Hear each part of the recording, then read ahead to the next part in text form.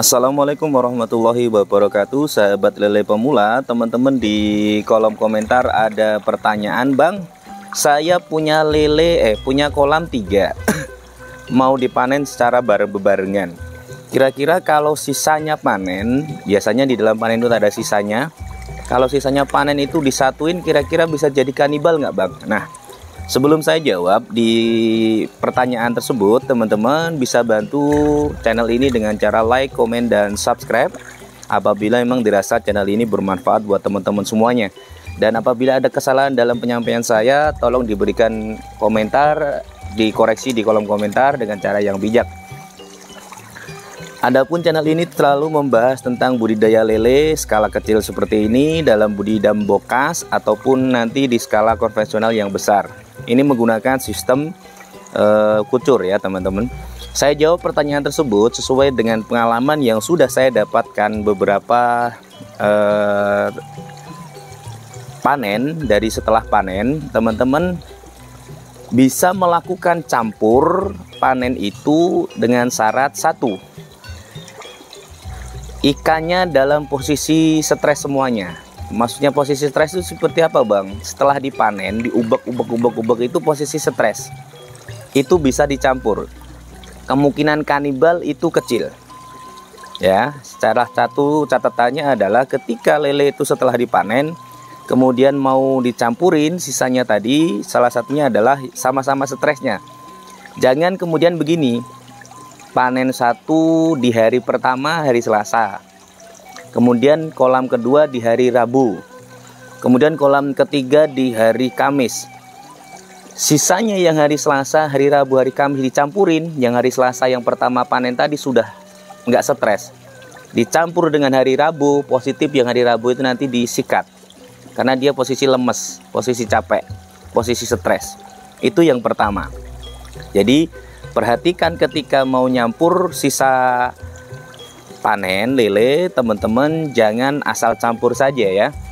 Jadi harus panennya bareng. Contoh hari Selasa ya Selasa semua dipanen, sisanya dikumpulin jadi satu. Nah, itu yang pertama. Yang kedua, mengumpulkan sisa panen agar tidak kanibal. Yang kedua adalah jangan menggunakan air yang baru. Contoh, jenengan mau panen, air yang teman-teman gunakan itu air yang yang bekas untuk panennya tadi. Itu digunakan untuk penampungan lelenya tadi. Jangan kemudian air yang baru. Air yang baru biasanya lele harus beradaptasi dulu. Nah, dari adaptasi itu dia susah makan. Dari susah makan itu dia lapar. Dia lapar tapi dikasih ginian nggak mau dia karena stres, jaim bahasanya ya. Maka dia akan terjadi kanibalisme. Itu yang kedua. Jadi yang pertama tadi, usahakan kalau mencampur sisa panenan itu sama-sama stresnya.